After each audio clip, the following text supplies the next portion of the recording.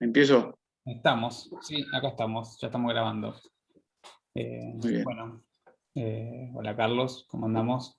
Hola Pablo, ¿cómo te va? Bien, ahí vamos con nuestro tema de hoy. Nuestro tema de hoy.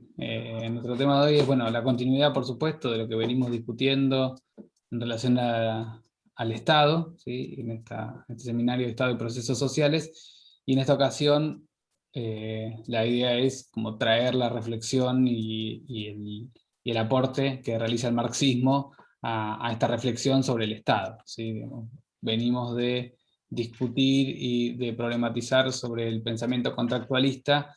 eh, y nos encontramos en este momento para pensar el pensamiento, pensar justamente la lectura de Marx sobre el Estado como una instancia de ruptura, ¿no? De esta concepción que venían proponiendo. Tal cual. Sí, ahí, digamos, la novedad del análisis que hace Marx sobre el Estado, y por eso ha sido tan importante en las ciencias sociales de Occidente, ¿no? Y de América Latina, ¿no? Marx introduce una novedad con respecto a todo lo que hemos visto y todos los trabajos previos a él sobre el Estado, digamos, como para arrancar, digamos, desprende la idea del Estado de la posibilidad de un contrato social, de un acuerdo entre las personas, ¿no? Entre las sociedades civiles.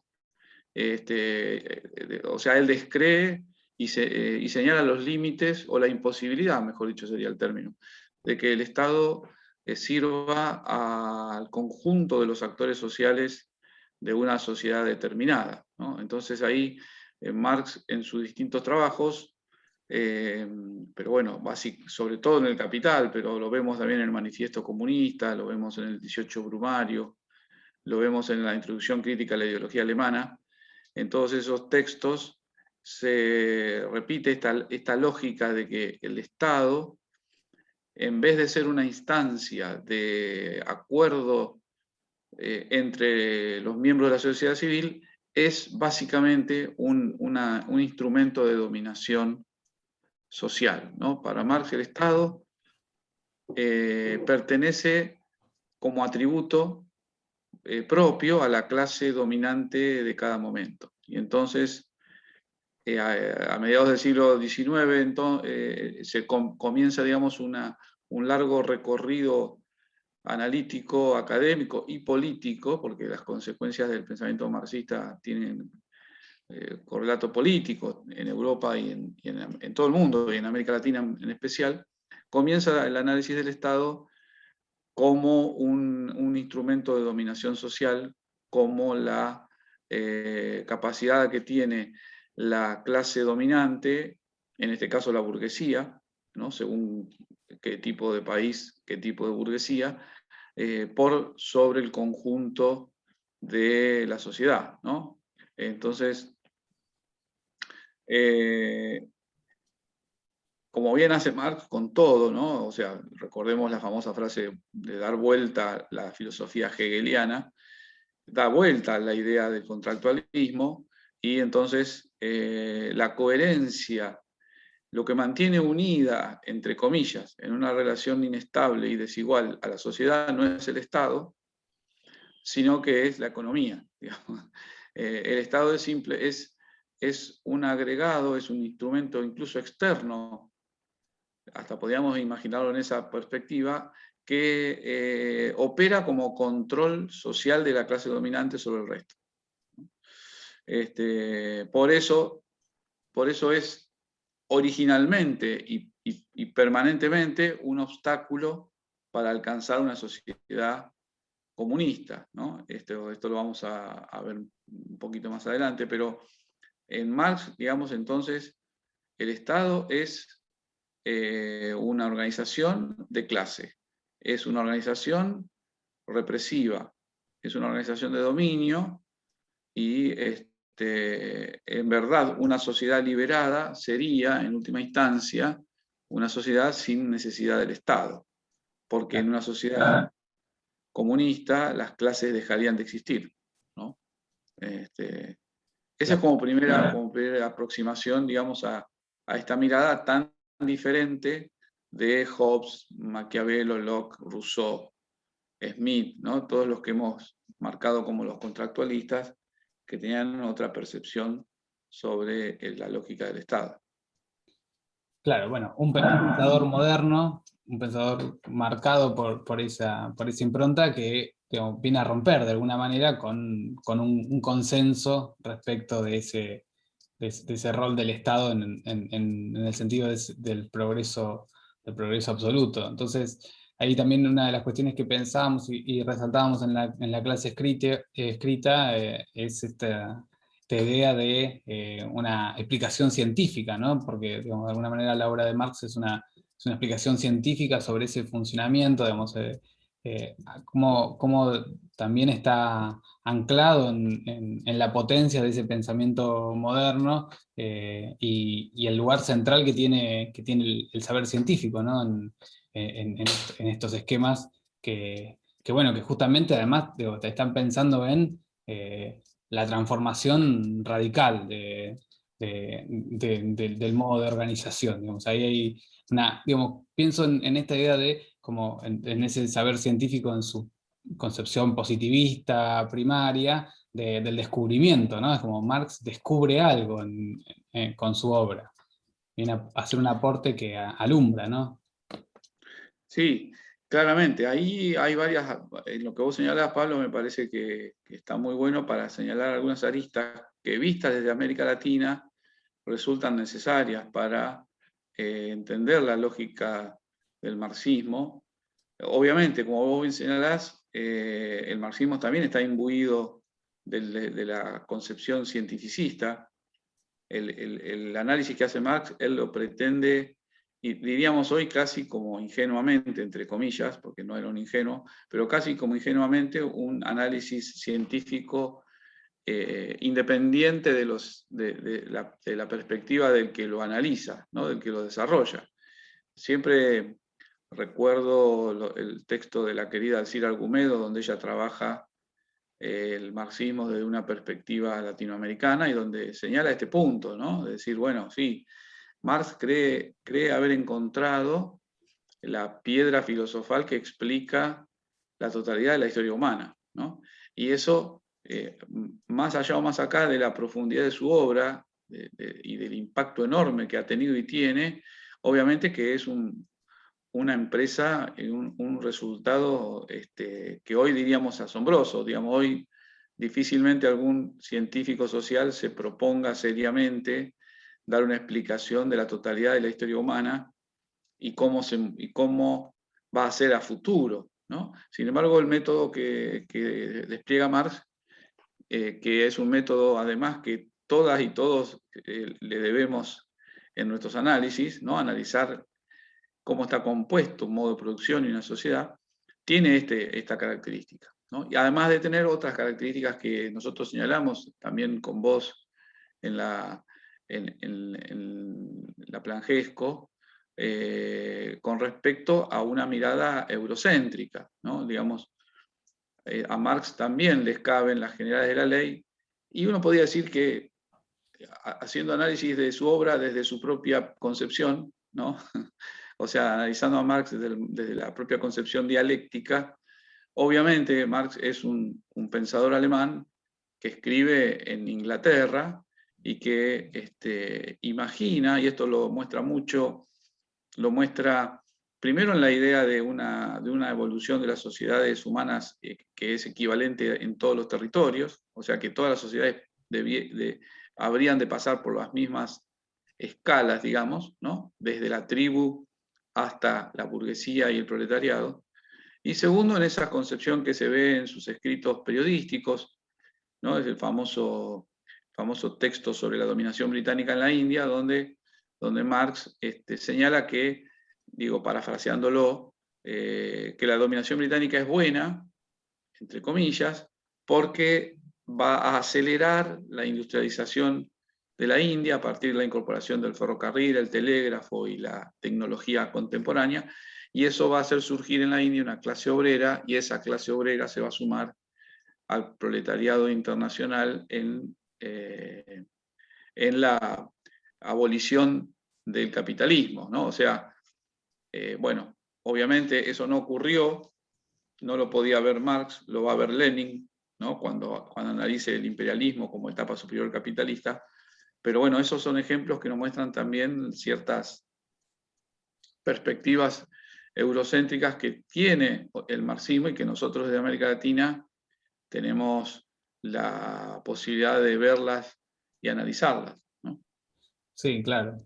Además también, bueno, es como una clara, otra prueba más de que estas ideas de aplicar al marxismo como si fuese una receta que puede explicar el funcionamiento y el devenir de la sociedad es un error, ¿no? Digamos, y al mismo tiempo, bueno, alguna vez leí a Castoriadis decir que justamente es una contradicción al propio Marx, porque es justamente negar las condiciones históricas, ¿sí? Digamos, obviamente acá nos estamos metiendo como en el primer marxismo, digamos, como el marxismo primigenio, bueno, que esto, digamos, como vislumbra, vislumbra y señala también, digamos, su preocupación con respecto al capitalismo, ¿no? Ese capitalismo que se está forjando y que va llevando a digamos, no sé si eso lo compartís esto, pero digo, como también una preocupación con respecto al devenir de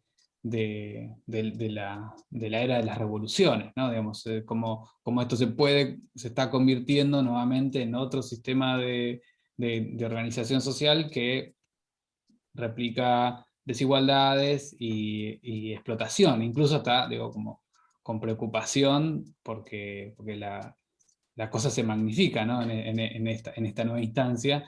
Entonces, digo, bueno, me parece que hay varias de estas discusiones, digo, porque también en nombre de Marx se dice mucho, ¿no? Y, digamos, se dice Sí, mucho, claro. tanto en términos teóricos como en términos políticos también, ¿no? Digamos, porque justamente esa diríamos, como su la gran capacidad de esta obra, ¿no? De irradiar y de generar movimientos políticos y hacer revoluciones, ¿no? Realmente, no.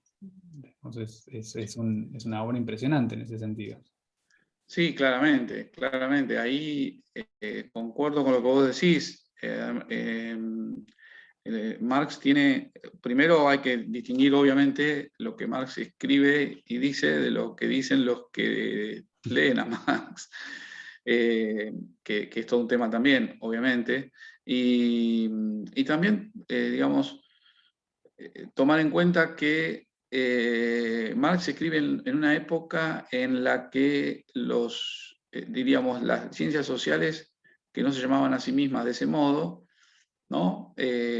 Imaginan que hay modo de descubrir la forma que la sociedad tendrá futuro, ¿no? O sea, tanto el pensamiento liberal positivista, ¿no?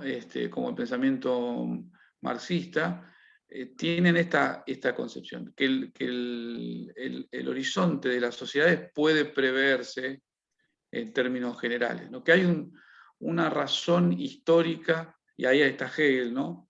Hay una razón histórica que garantiza cierto futuro, que hay una predeterminación de ese futuro. Si en Hegel era la idea, ¿no? La idea absoluta, ¿no? Lo que llamaba la idea, que era la representación divina en la tierra, en Marx es la clase obrera, ¿no?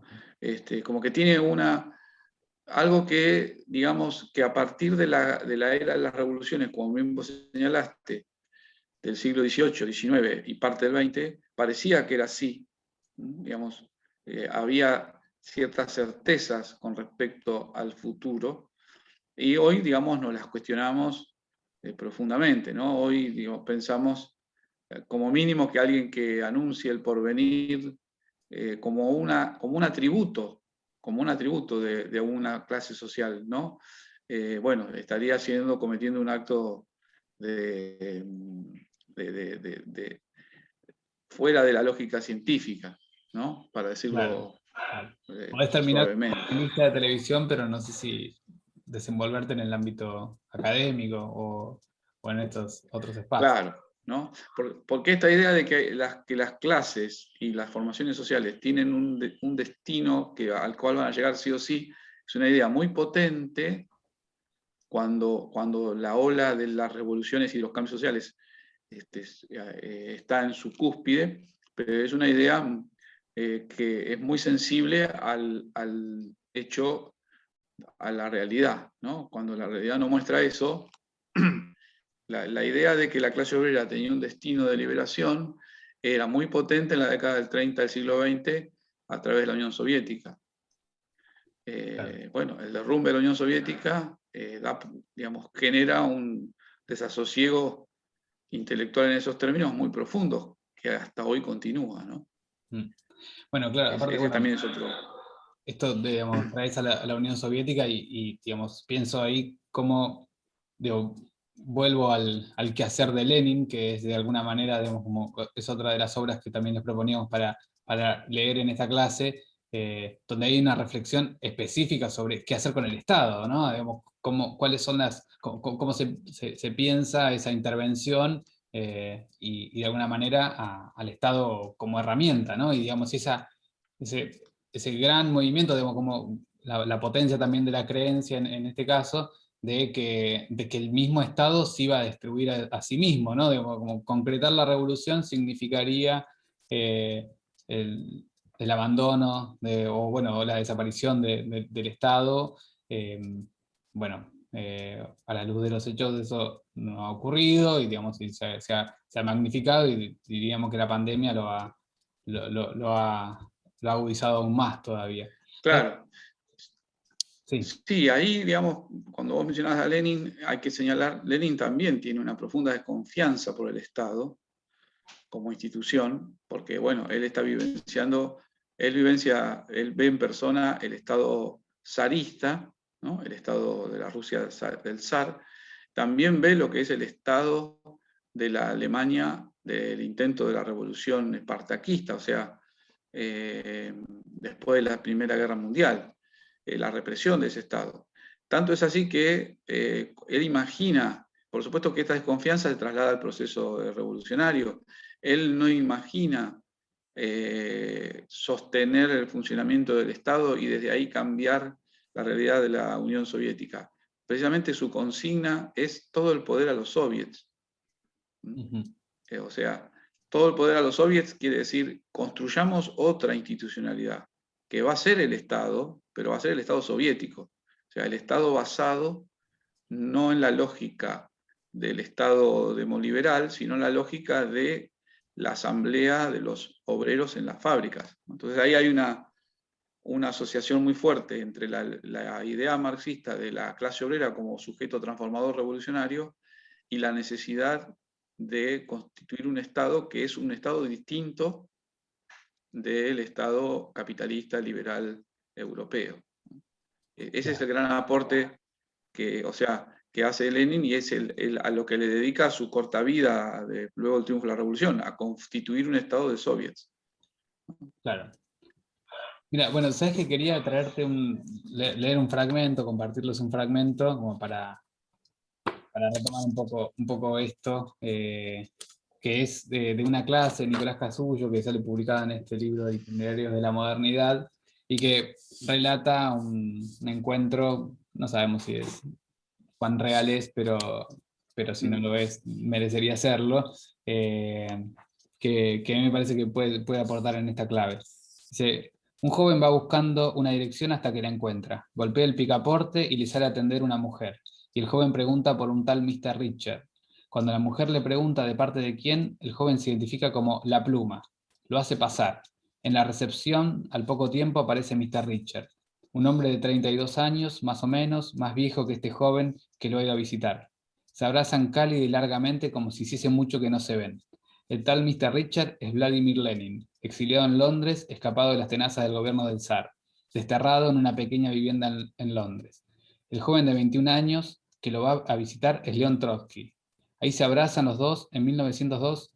Son personajes marginales, sin patria, sin trabajo, sin un peso en el bolsillo, sufriendo la penuria de lo que es estar exiliado. Trotsky, el que se hizo pasar por La Pluma, porque así lo llaman por su alta capacidad para escribir artículos, había escapado de Siberia, donde estuvo preso, y emprendió una larga fuga por toda Europa, llega a esa casa de Londres donde está nada menos que el secretario general del Partido Socialdemócrata Ruso, o sea, del posterior Partido Comunista Ruso, que lo mandó a llamar apenas supo que la fuga había tenido éxito. Trotsky le era necesario a Lenin para trabajar en el diario Iskra, que sacaban desde el exilio para los trabajadores obreros y campesinos de la lejana Rusia. A los pocos días, Lenin lleva a visitar Londres a Trotsky. Lo lleva a ver las plazas, los palacios, a contemplar los monumentos. En un momento, Trotsky, viendo esa maravilla que es Londres, que es la capital del gran imperio británico, la capital de, en ese momento, el país dueño del mundo, él, que es un pobre ruso, al ver esas escenas de lo que es una metrópoli en pleno movimiento, le dice a Lenin: algún día la revolución pulverizará todo esto. Y Lenin, más grande que él y tan comunista como él, le contesta: algún día la revolución heredará toda esta belleza. Pensaba en ese encuentro, no, como una de las menciones que también siempre me llama la atención y que me parece importante pensar en nuestras carreras, es la de importancia que tiene el periódico como organizador para estos pensadores que están justamente pensando la acción, digo, como, creo que es ese doble juego, ¿no? De la reflexión y la acción, y, y el lugar que le daba Lenin, ¿no? Al medio de comunicación en esa organización. Sí, central. O sea, es famosa la preocupación de Lenin por dotar al partido de un medio periodístico, ¿no? La consigna es tener en todos los lugares donde se desarrollaba la experiencia del Partido Socialista o Partido Comunista, según la Segunda o Tercera Internacional, lo primero que se hacía era hacer un periódico. Fíjate vos que para esa época, como para tener también un parámetro de la relevancia, cuando se produce en Chicago la huelga de los trabajadores que termina en la masacre de Chicago y termina en la pena de muerte para parte de los que formaron parte de esa lucha del 1 de mayo, de los 5 condenados a muerte, 4 eran periodistas, ¿no? O sea, a los que condenaron a muerte eran a los que manejaban el periódico de los obreros anarquistas en la Chicago de los Estados Unidos, de la segunda mitad del siglo XIX, ¿no?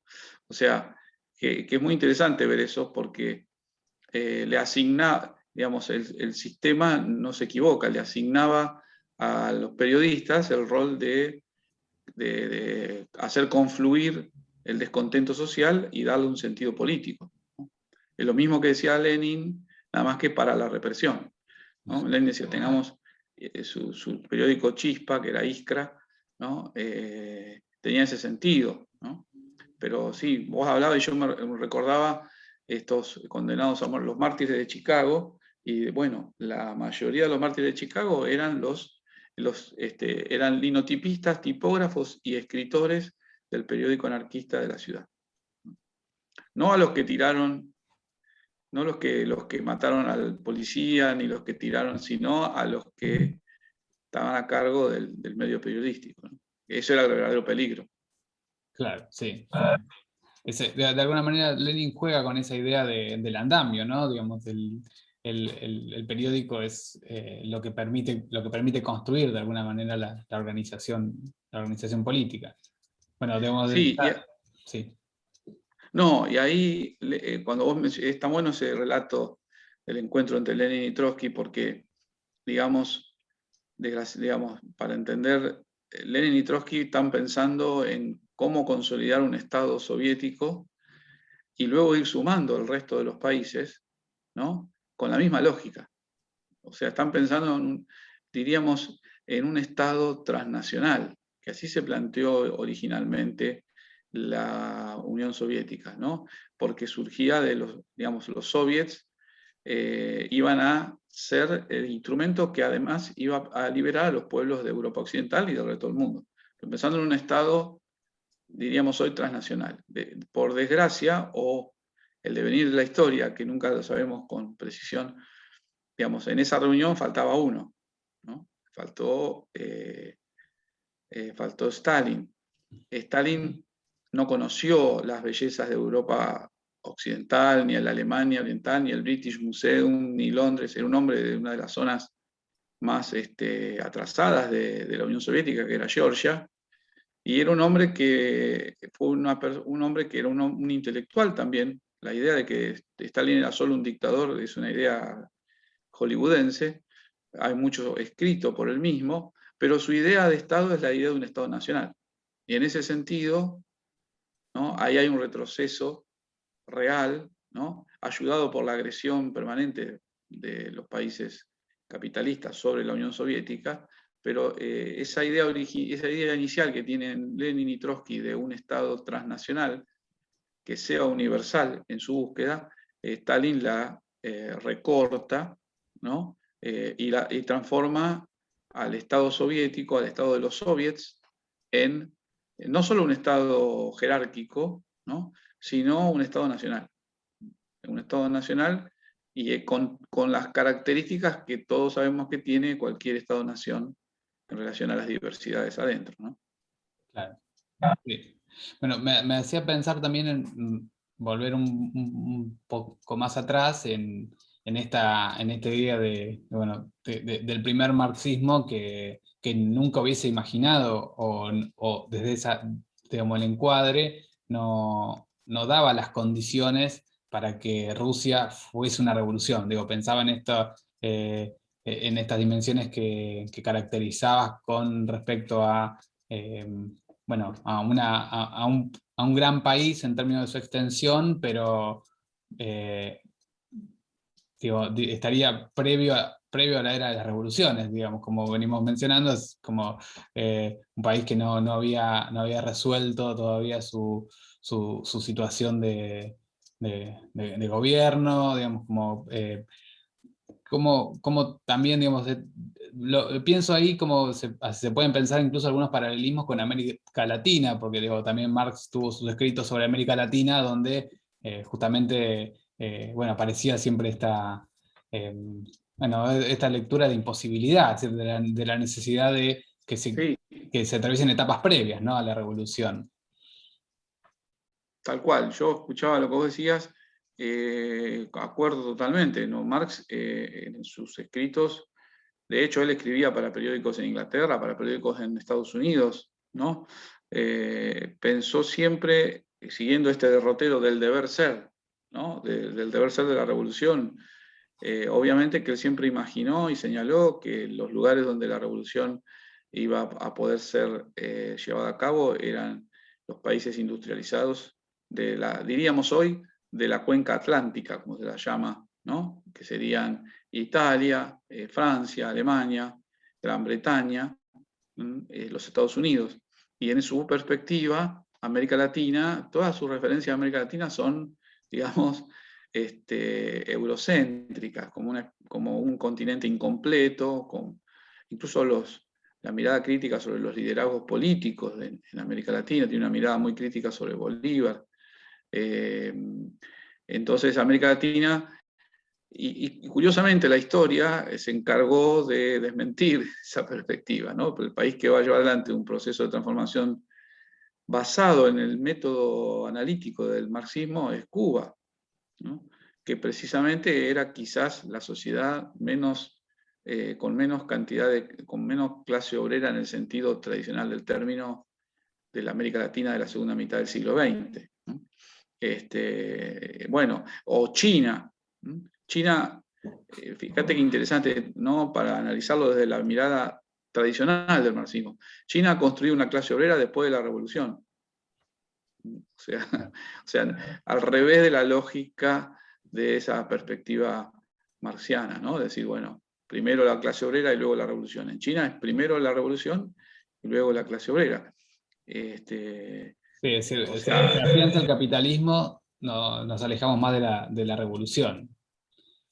claramente, sí, claramente. Después, obviamente que eso implicó, y eso tiene mucho que ver para nosotros en América Latina, luego eso implicó, digo, algunos intentos de corrección, digamos, de cómo explicar que la clase obrera británica o norteamericana no era revolucionaria.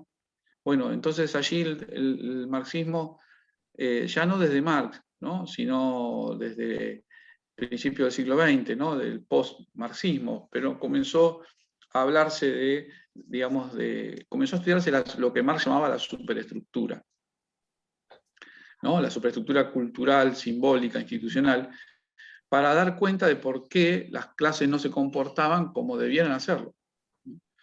Y ese análisis, ¿no?, abre paso ya a conceptos que hay que vincularlos con el desarrollo de la psicología, ¿no? El concepto de alienación, por ejemplo. El marxismo desarrolla ese concepto de alienación que ha sido muy utilizado en nuestros países de América Latina, tanto por las izquierdas como por la derecha, ¿no? Porque para explicar, por ejemplo, el populismo. Aún hoy se intenta explicar el populismo, o sea, los gobiernos nacional populares de base obrera o de base trabajadora, ¿no?, con esta idea de que, bueno, la clase obrera apoya a un Perón que no es un revolucionario, que no busca el socialismo porque es una clase alienada. Entonces, bueno, hay la búsqueda de una explicación, como en toda, digamos, siguiendo un poco la perspectiva de los paradigmas de Kuhn, ¿no? El paradigma tiene un núcleo duro y después hay que ir como armando, cuando la realidad no lo registra lo que ese núcleo duro marcaría, hay que ir abriendo, ¿no?, distintas pestañas, diríamos hoy, para ir explicando por qué eso no ocurre, ¿no? Entonces, el concepto de alienación busca explicar eso, y en América Latina es muy importante esa perspectiva. Sí, bueno, o sea, pensaba en esta descripción que hacía, pienso en Juan José Sebrelli, que es como, bueno, este gran paradigma de como intelectual de derecha argentino que se declara marxista, antiperonista y, digamos, y que insiste todo el tiempo sobre esta idea de la alienación, de la masa, de la masa alienada, digamos, y cómo juega también en este plano, como un uso, yo diría, bastante snob también del marxismo, que es iluminista, ¿no? Digamos, que es, bueno, yo puedo ver la realidad, entonces desde allí puedo juzgar los comportamientos y, bueno, y ver dominación absolutamente en todas partes. Sí, obvio, sí. Y esta idea también que nos hace reflexionar a nosotros mismos como intelectuales, esta idea de que, bueno, ¿por qué la sociedad no se comporta como yo digo?, ¿no? O sea, es una idea muy, muy extraña cuando uno la plantea así, ¿no? ¿Por qué no hacen las personas lo que yo he descubierto que es lo que qué es lo que deberían estar haciendo, ¿no? Ahí hay una cosa ya, diríamos, snob, de cierta soberbia, ciertas dificultades para entender que lo que nos rodea escapa a nuestra capacidad de análisis absoluto, ¿no? Podemos tirar líneas, podemos imaginar escenarios, pero de ninguna manera podemos pensar que el conjunto social tiene que comportarse como nosotros creemos que debe hacerlo, ¿no? Claro, sí. De hecho, también eso, el rol de los analistas, de los intelectuales, es también abordar sobre la acción del pueblo, de alguna manera. Digo, como estos días me acordaba hoy particularmente de ese cruce entre Cristina y David Viñas, ¿no? Digamos, como esos dos roles, ¿no? Como el rol digamos, Viñas diciendo, bueno, yo soy pesimista, pues soy intelectual, por eso soy pesimista, y Cristina diciendo, bueno, yo soy una militante, una dirigente política, por lo tanto tengo que ser optimista, ¿no? Digamos, como ahí hay un juego que incluso, digamos, me parece interesante, como volviendo también al eje de la clase, que es, bueno, la tremenda potencia del marxismo, como en este sentido que venimos insistiendo, que es de la irradiación, de cómo logró irradiar ideas y esas ideas materializarse en proyectos políticos, eh, creo también marcados por un momento como venimos también insistiendo, de importancia, de una gran importancia de las ideas, ¿no? El ideario Sí, también incluso hasta, digo, desde una perspectiva de futuro, ¿no? De qué es lo que vendrá en ese devenir de la sociedad, eh, que bueno, ya nos vamos a meter más en las próximas, más en el siglo XX, y vamos a empezar a ver qué pasó, ¿no? con ese ideario. Tal cual, sí, sí, claramente.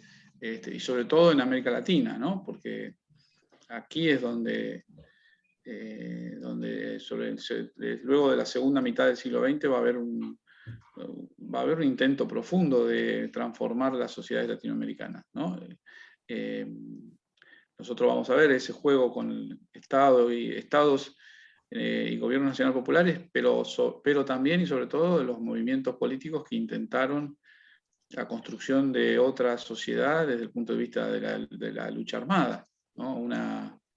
Eh, frente a las dificultades para que sea una clase determinada la que lleve adelante el conflicto que dé por tierra con el capitalismo en América Latina, surgen entonces otras perspectivas, ¿no? La teoría del foco, la teoría de la guerra popular prolongada, o sea, experiencias que también abrevan en el marxismo, pero que descansan en la voluntad revolucionaria de los y las sujetos y sujetas, ¿no? No en el movimiento de masas a favor de un cambio revolucionario, ¿no? Entonces, y eso va a generar toda la experiencia revolucionaria en América Latina, que es muy potente y es muy rica, y en algunos países aún todavía está, como en el caso de Colombia, todavía hay organizaciones que batallan con esa perspectiva, ¿no? Ujú. Sí, sí, sí, sí. Bueno, digamos, ahí esto vemos nuevamente, también, bueno, obviamente el impacto que tiene ahí la Revolución Cubana, bueno, que ese es Es el testimonio enorme, claro. de que se puede, que existe la posibilidad de llevar a cabo una revolución en América Latina y también, bueno, digamos, el enorme peso de la opresión, ¿no? Digamos, también digamos, creo que aquí, digamos, como conviven, de alguna manera, digo, a veces, hasta, no sé, lo estoy pensando en este momento, pero digo, a veces también le atribuimos a ese pensamiento de Marx un valor que lo tiene, pero que también, digamos, que se ha magnificado por las condiciones históricos-sociales, ¿no? Y que de alguna manera, no sé, pienso en esto de, bueno, digamos, no sé, estuve leyendo, lo hemos conversado como sobre la biografía del Che digamos, y uno cuando va ahí viendo un poco, metiéndose en su vida, veía que, digamos, como todo el tiempo estaba la lectura de Marx, de Lenin, acompañándolo, digamos, como una especie de sustento, como de encontrar certezas en un mundo donde, bueno, o en una Claro, situación tan difícil como a la que se exponían y demás. Pero digo esto, bueno, como un encuentro, ¿no? Entre un pensamiento transformador, de denuncia también, digo, porque me parece que ahí, como ese es uno de los componentes fundamentales, eh, bueno, y la expansión del capitalismo, ¿no? Que está ocurriendo. claro.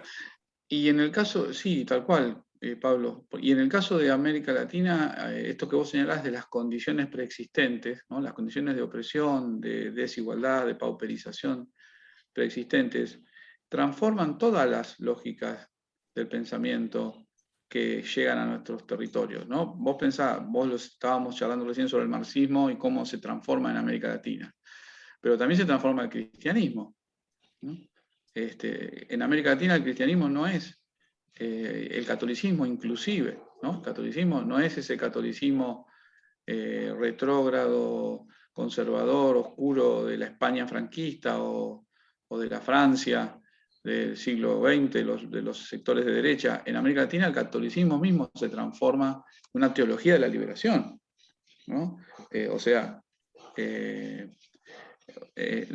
no viene hecha la teología de la liberación, es un desarrollo que surge en nuestros países y que surge precisamente del tamiz que genera en la religiosidad popular las situaciones de opresión. O sea que no es, esto es un poco también, hay que señalarlo con respecto a las lógicas alternativas en América Latina. Pueden ser originadas en nuestro propio territorio, pueden ser originadas fuera del territorio, lo que sí es seguro que aquí juegan de otra manera, ¿no?